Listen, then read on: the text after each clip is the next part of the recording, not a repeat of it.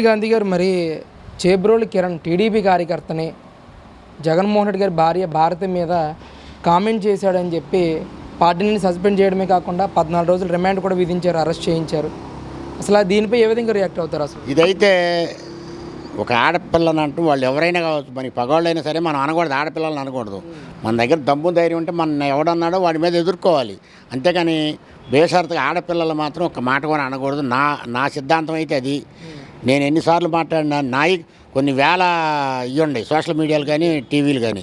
అయితే నేను చెప్పేది ఏంటంటే ఆడపిల్లని ఎక్కడ కూడా ఒక మాట అనకూడదు. అనను, నేనైతే అనను. ఆమె మన తిట్టినా సరే, ఆ అమ్మాయి మన తిట్టినా నేను మాత్రం ఆడపిల్లని ఏమి అనలేదు, అనను. ఇక్కడ ముందు కూడా అన్నాం. ఇప్పుడు బొత్స తెచ్చినా అన్నాడు, మమ్మల్ని తిట్టాడు, నేను తిట్టా. మరి అట్నే పోసార కృష్ణమురళి ఉన్నాడు, మా ఆడవాళ్ళు అన్నాడు, మా రైతులు అన్నాడు కాబట్టి నేను తిట్టా.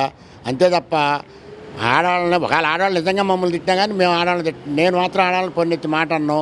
ఎందుకంటే మనకు ఆడబిడ్డలు ఉన్నారు మన ఇళ్లలో. అది నీచమైన మాటలు మాట్లాడకూడదు. అట్లాంటిది కిరణ్ గారు మాట్లాడిన మాట అసభ్య పదజాలం. అది దానికి ఆయన తప్పని ఒప్పుకున్నాడు కూడా. భారతమ్మ గారికి తప్పమ్మ క్షమించమన్నాడు. దానికి వాళ్ళ దగ్గర నుంచి లేదు. మరి వాళ్ళు ఎన్నో బూతులు తిట్టారు. సాక్షాత్ భువనేశ్వర్ గారిని ఒక ఉన్నతమైన కుటుంబం నుంచి వచ్చిన ఆమె, ఒక ముఖ్యమంత్రి గారి కూతురు, మాజీ ముఖ్యమంత్రి గారి కూతురు, మళ్ళీ ముఖ్యమంత్రి గారి భార్య. అట్లాంటి ఆమెను పట్టుకొని వాళ్ళ ఇష్టానుసారం ఎట్ట పడితే అట్ట దేవాలయం లాంటి అసెంబ్లీలోనే మాట్లాడితే వాళ్ళని ఏం చేయలేకపోయారు మీరు కూటమి ప్రభుత్వం. అది తెలుగుదేశం కార్యకర్తలు కడుమని. అంటే నేను తెలుగుదేశం కార్యకర్తను కాదు, నేను ఓన్లీ కాంగ్రెస్ కార్యకర్తని. మీ తెలుగుదేశం కార్యకర్తలందరూ మండిపడేది ఎందుకంటే మరి మిమ్మల్ని తిట్టిన వాళ్ళని ఏమనకుండా మరి తెలుగుదేశం కార్యకర్త కిరణ్ ఏదో 2 మాట్లాడినాడని ఆయన అరెస్ట్ చేయించి పార్టీని సస్పెండ్ చేసి ఆయన 5 సంవత్సరాల నుంచి పోరాడాడు. పాపం కిరణ్ అనేవాడు నాకంటే ఎక్కువ పోరాడాడు. మరి ఆయన తీసిపోయి జైల్లో పెడితే వాళ్ళ తల్లిదండ్రులు మంచంలో ఉన్నారు. మరి వాళ్ళ పరిస్థితి ఏంటి? అది కూడా ఆలోచించుకోవాలి. మరి ఏదైనా తప్పు జరిగినప్పుడే కదా పెద్దలు కావాల్సి వచ్చేది. ఆ తప్పును సరిదిద్దే ఏర్పాటు చేయమని నేను మరీ కోరుతున్నా. అంటే సొంత కార్యకర్తనే పార్టీని సస్పెండ్ చేసి అరెస్ట్ చేయించారంటే ఎలాంటి హెచ్చరికలు ఇస్తున్నారంటారు? రేపొద్దున్న వాళ్ళు ఏదైనా కామెంట్ చేసేవాళ్ళకి చెప్పాడుగా చంద్రబాబు నాయుడు, ఎవరైనా ఒకటే. లోకేష్ బాబు గారు చెప్పాడు, మా పార్టీ వాడైనా ఒకటే, ఇంకో పార్టీ ఎవరు తప్పు చేసినా వదిలిపెట్టాం, వాడికి తగిన శిక్ష పడేలాగా చూసుకుంటాం అని లోకేష్ బాబు గారు కూడా చెబుతున్నాడుగా. తప్పులేదు దాంట్లో. తప్పు చేసిన వాళ్ళు లోపల పడేసే దాంట్లో తప్పులేదు. అసలు ముంగలు తప్పులు చేసిన వాళ్ళు ఏరి? నేను అడిగేది ఏంటంటే ముంగలు తప్పులు చేశారు వాళ్ళు ఏరి? వాళ్ళు ఇంతవరకు మరి ఎక్కడ ఏమి వాళ్ళ మీద చర్యలు తీసుకోవట్లేదు కదా. ఇప్పుడు మీరు వాస్తవంగా వంశీని జైల్లో వేశారంటే వంశీ బోనమ్మ గారి అన్న దాని మీద కేసుల మీద కాదు కదా. ఆయన కిడ్నాప్ చేశారని ఆ కిడ్నాప్ కేసులో ఆయన అరెస్ట్ చేశారు. అంతే తప్ప బోనమ్మ గారి నాన్నదో లేకపోతే బ్రాహ్మణి గారి నాన్న దాంట్లోనే మీరు అరెస్ట్ చేపిలా. మరి కొడాల నాని ఏడి? కొడాల నాని మీద ఏం కేసు? మరి పేరు నాని మరి చౌక బియ్యంలో దొరికాడు కదా. మరి ఏది? వాళ్ళని ఏం చేయకుండా కిరణ్ ఏదో 2 మాటలు అన్నాడని చెప్పి ఆ 2 మాటలకి అది కూడా బూత్ మాటలే వల్ల అంటే దాన్ని వక్రీకరిస్తే బూత్ మాటలు అవుతాయి. మరి ఆ మాటలకి మీరు తీసిపోయాన్ని పార్టీ నుండి సస్పెండ్ చేసి మొత్తం జైల్లో పెట్టించారంటే అది చాలా ఆలోచించదగ్గ విషయం అండి. పెద్దలు పెద్ద మనసుతోటి ఆలోచించాలి. మరి తప్పే, ఆయన మాట అంటాం తప్పే. ఆ తప్పును ఆలోచించాలి. మరి ముంగలు చేసిన వాళ్ళని కూడా పెట్టినప్పుడు శభాష్ అంటారు. అంతేగాని ఇవాళ అన్నాళ్ళని పెడితే మరి మొన్న అన్నవాళ్ళు ఏమయ్యారు? మరి అది దాని గురించి ఆలోచించుకోవాలి మీ ఉన్న ప్రభుత్వం. అంటే ఈ కిరణ్ అరెస్ట్ చేసి తీసుకెళ్తున్నప్పుడు కూడా వైసీపీ మాజీ ఎంపీ గోరంట్ల మాధవ్ దాడి తీయడానికి ప్రయత్నించడాన్ని ఎలా చూడొచ్చు అంటారు? అసలు వాళ్ళు ఏమైనా చేస్తారండి.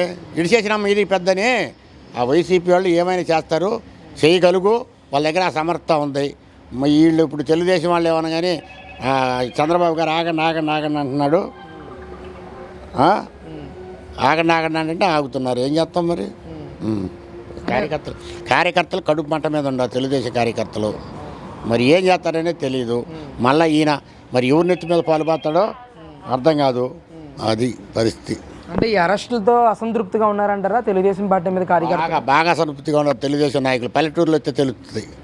ఎవరైతే నడుము బిగించి చంద్రబాబు నాయుడు కావాలని కోరుకున్నారో వాళ్ళందరూ అసంతృప్తితో ఉన్నారు. నా కార్యకర్తలు మొత్తం.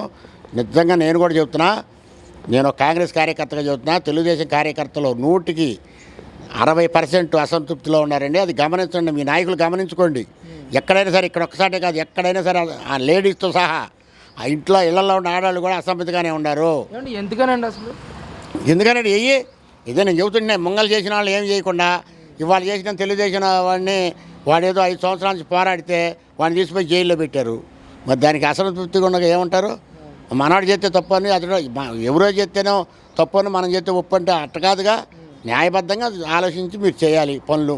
ముంగలు చేసిన ముంగలు పెట్టండి, వెనకమాలు చేసిన వెనకమాలు పెట్టండి. అది నేను కోరుకునేది. అంటే ఈ అరెస్ట్తోనైనా రేపు ఇలాంటి ఘటనలు మళ్ళీ పునరావృతం కాకుండా ఉంటుందంటారా? ఖచ్చితంగా ఉంటే ఏది మరి అదే కిరణ్ మీదకి వాడు వచ్చాడుగా గోరంట్ల మాధవ్ గారు, మరి ఆయన గుడ్లేదు చూపించినాడేగా. మరి ఆ కిరణ్ మీదకి వచ్చాడని అటెంప్ట్ మటర్ పెట్టారు కానీ లేదా అతని మీద కూడా లోకడ జరిగినవి ఏమి లేవుగా. మరి లోకడ జరిగినవన్నీ ఏమైనాయి? లోకడ జరిగిన వాటిలో మీరు 10 నెలలు ఎవరిని జైల్లో పెట్టకుండా ఎవడో ఒకరిని పెట్టి నామమాత్రం పెట్టి ఆడుతున్నారు. కాబట్టి ఇలా తెలుగుదేశం కార్యకర్తలు 60% అసమ్మతిగా ఉన్నారు, ఇంకా ఉంటున్నారు. ఎందుకంటే మేము వింటున్నాం కాబట్టి చెబుతున్నాం. మీరంటే నాయకులు మీరు వినరు, మీ దగ్గరికి ఎవరు రారు, ఎవరిని వచ్చినా చేతులు కట్టుకొని వస్తారు నాయకులు కదా అని. ఇక్కడ ఇడిగా మాట్లాడుకునేది ఏముందిలే అయింది ఏముందిలే అన్నట్టుగా మాట్లాడుకుంటున్నారు. దాన్ని మేము అన్నామని మీరు తప్పు పట్టకూడదు. మీరు కూడా ఆలోచించుకోండి. మీ ఇంటెలిజెన్స్ మీకు ఉంటుంది, మీ రిపోర్ట్లు మీకు ఉంటాయి. ఒక కార్యకర్త అసమ్మతికి వచ్చాయంటే ఆ కార్యకర్త ద్వారా 100 ఓట్లైనా పోతాయి, మీకు గుర్తుపెట్టుకోండి.